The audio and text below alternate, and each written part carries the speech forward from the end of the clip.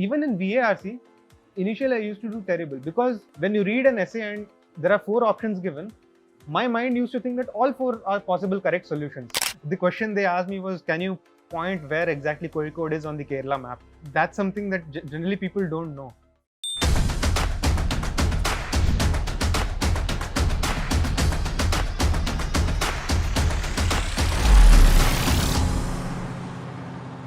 I am Sashank, currently a second year student of IIM Kozhikode.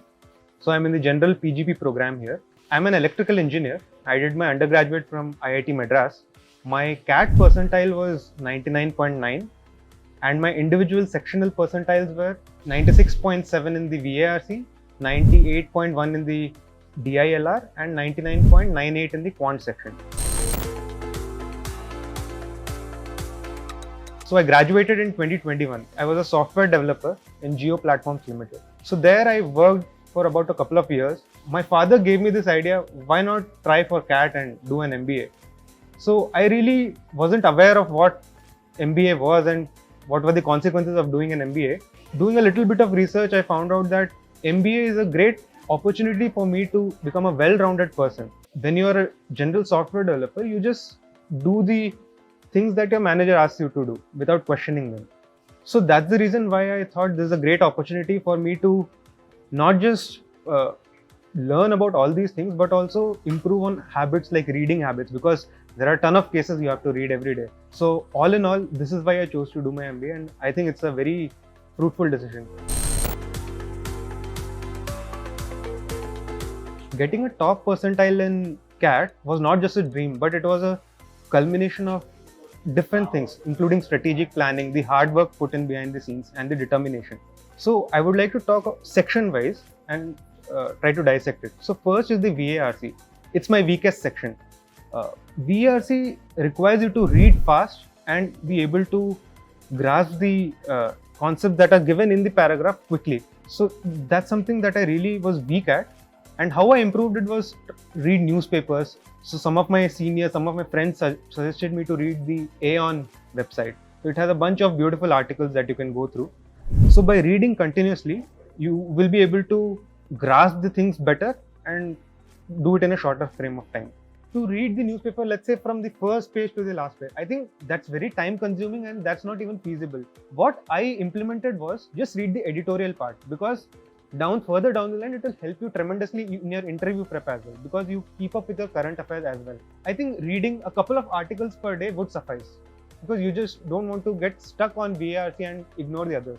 While practicing, I would suggest do sectional mocks. Instead of doing the whole paper, do sectional mocks and do them repeatedly so that you extract out the patterns of questions that they ask. Next, I would like to talk about the DILR. So DILR is a different beast. You need to know as many models of problems as possible, because you don't want to have any surprises in the end day. The best thing I would suggest is to practice a lot of problems, do the previous year papers, because I think they're a very good repository of different models of questions. And finally, in the quant section, since I was an engineer and I cracked my IIT, I didn't really have to put much effort. The game here is to identify the easy questions and solve them quickly. It's not about, they don't ask you difficult questions. The questions are at best at a moderate level. So you can solve all the questions. The trick is to solve them quickly. So for that, again, you have to do a lot of mocks. And the most important thing is introspection. So how did you go wrong and why did you go wrong? And the ability to identify those difficult questions. So even though I was strong at quant, my initial scores were too low. So I barely crossed the 50% score.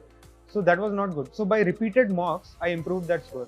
Even in VARC, initially I used to do terrible, because when you read an essay and there are 4 options given, my mind used to think that all 4 are possible correct solutions. But that critical thinking, the A complement B, A union B, those kind of intricacies you develop over time. So then I saw my mock scores even shoot up to about 80-90% consistently. Talking about the calls that I received the call from IIM Ahmedabad, Bangalore, Calcutta, Kozhikode, as well as Lucknow. And apart from that, I applied for FMS and I also had that call. So one common theme is that they really test your general awareness. Are you curious enough? Do you follow what's happening around? So for example, an IIM Ahmedabad question was, at that point of time, there was this Chinese balloon that flew over the US. So they asked me, how does this balloon floating over the US impact you? Is there any direct impact? Is there any indirect impact? So that's something that tests your geopolitical knowledge and general awareness. So you can't just be in your own cocoon and not follow the general news and things that are happening around the world. Another instance is IIM Bangalore, where they asked something really specific about my background. So my father served in the Indian Army for 27 years. So the professor asked me, what are the certain socio-economic challenges or battles that people face in different states of the country? So that's a very specific nuance regarding your background. Another example is IIM Calcutta, where it was more of a stress interview. There they tried to question all my answers and try to see if I break under stress. So there the trick is to be calm, confident. If you know something that's true, then you have to stick to it, and they just see if you budge. Do you have the capability to endure difficult times? And Kozhikode was also more of a general interview. The question they asked me was, can you point where exactly Kozhikode is on the Kerala map? That's something that generally people don't know. So these small things that they test is what makes or breaks your interview. One final piece of advice that, if I may give to my dear future CAT aspirants, would be to identify your strengths and weaknesses. Don't ignore your strengths, but keep building on your weaknesses. So this is specific to the CAT exam. For the interview prep, you have to be thorough with the general things that are going on. Things like, the compendium that the Drishti IAS builds for the UPSC aspirants. That's a great thing. You can go through the magazine, keep up with the current affairs. Also, one more thing is to have a clear goal setting. You can't be vague in your goal. So for example, you don't have to be even very specific that I want to be partner at a big consulting firm 5 years down the line.